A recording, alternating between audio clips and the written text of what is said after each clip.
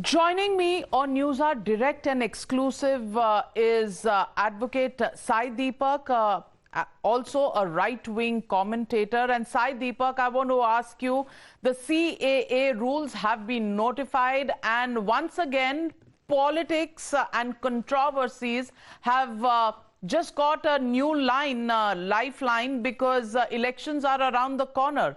The major charges against the notification of these CAA rules is the timing just ahead of the elections, and number two, that this has been done by the BJP just for the sake of polarizing the electorate ahead of the elections. How do you see the criticism of the CAA rules notification yesterday?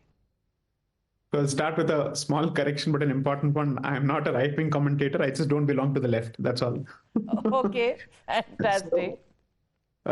First, I think timing as an issue. Well, I have a criticism of the notification. Why did it take them so long would be my criticism. Okay.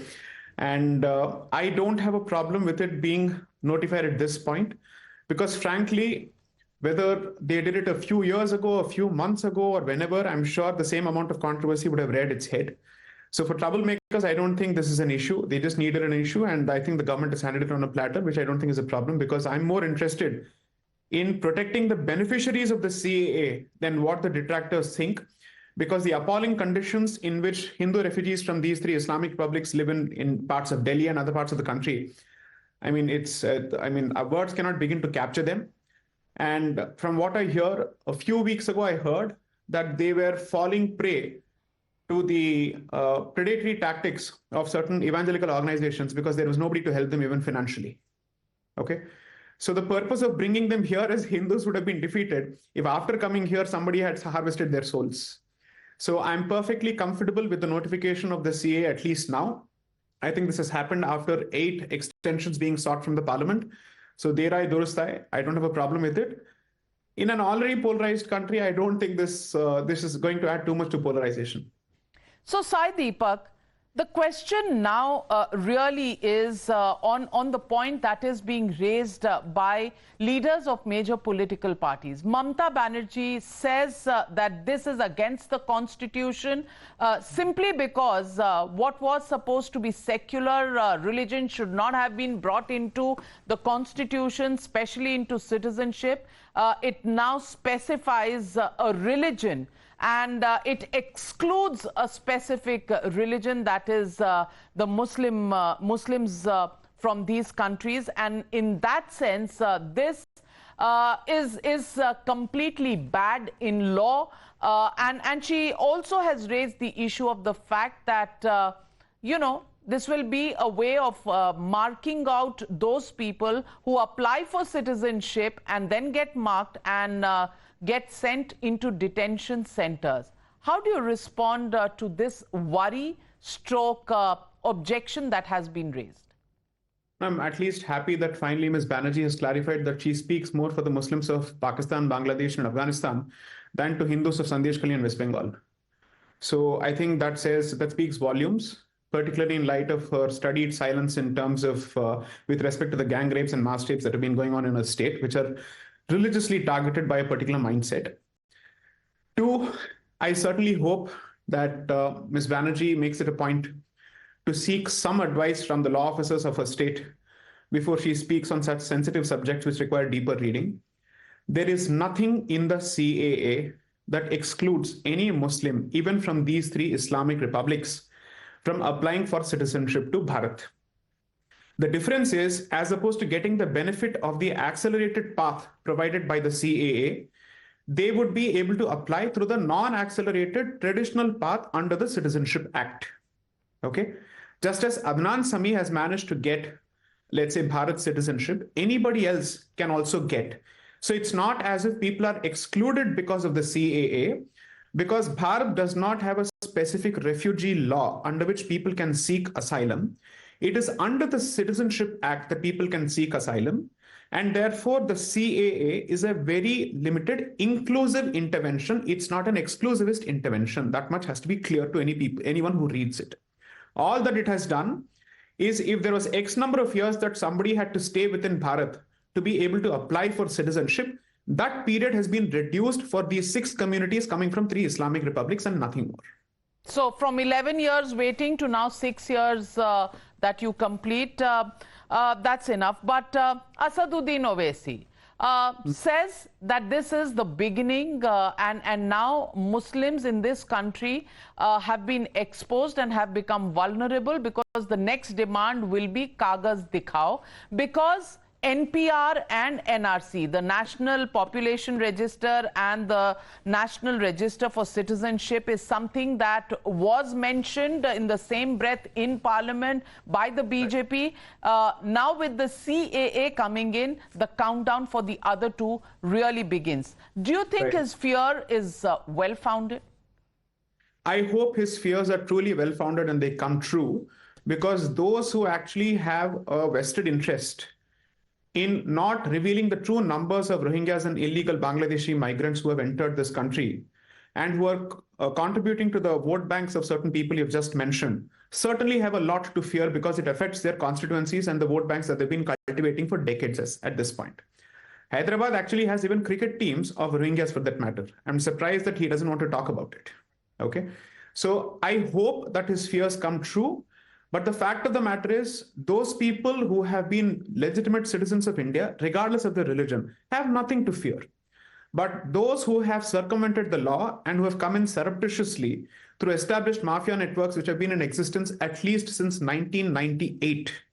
Lieutenant General S.K. Sinha, when he put out his report for the first time with respect to illegal migration in Assam, revealed the existence of rackets 15 years before his report, where there were established networks for creating fake documents. Today, we are in 2024.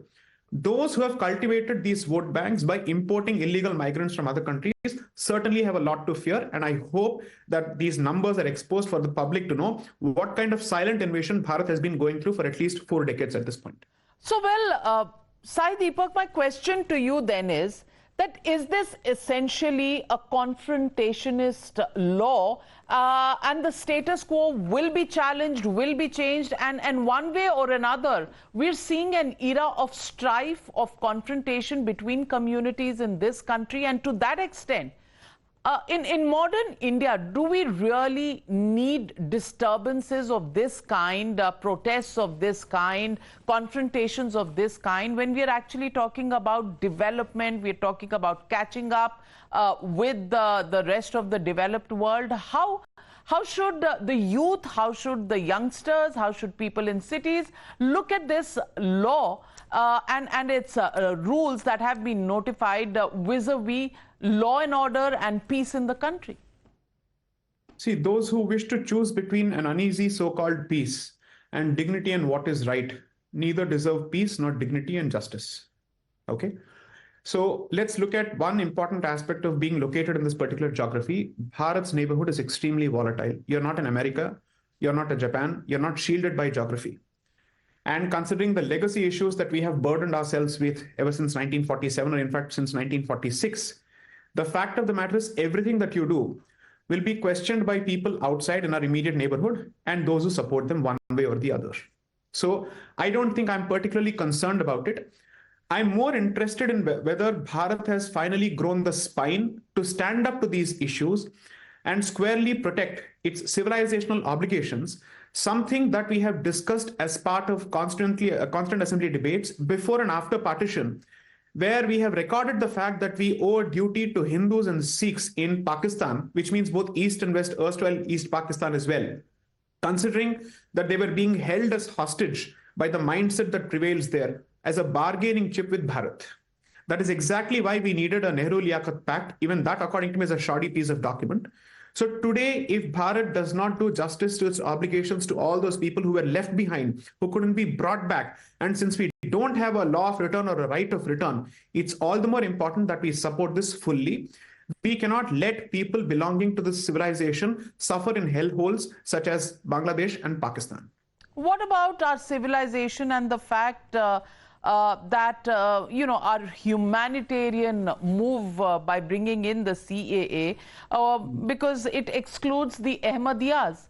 it excludes vulnerable parts of the Muslim communities, which is why the charge of Islamophobia is put on this law, because it just removes the right of Muslims who are also probably persecuted in some parts to take access to this law? So I think it becomes important for people to refresh their memory. One, the discussion with respect to a CAA has been going on even before the BJP government ever came to power in 1998 for the very first time. That happened even before that.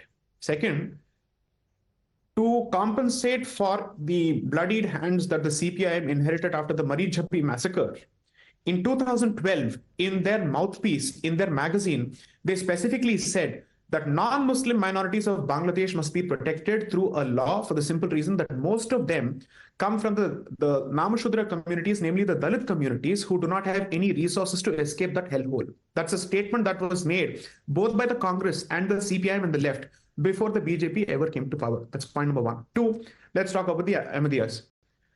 Ahmadiyas are among the leading founding communities of this country, or whatever you call it, which is Pakistan.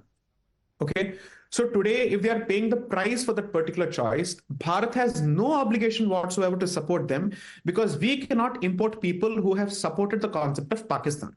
Second, if Ahmadiyas wish to apply for citizenship in this country or seek asylum, the doors through the Citizenship Act, but not through the CAA, are still open on a case-to-case basis, because the government will then apply security filters to ask if they should be let in.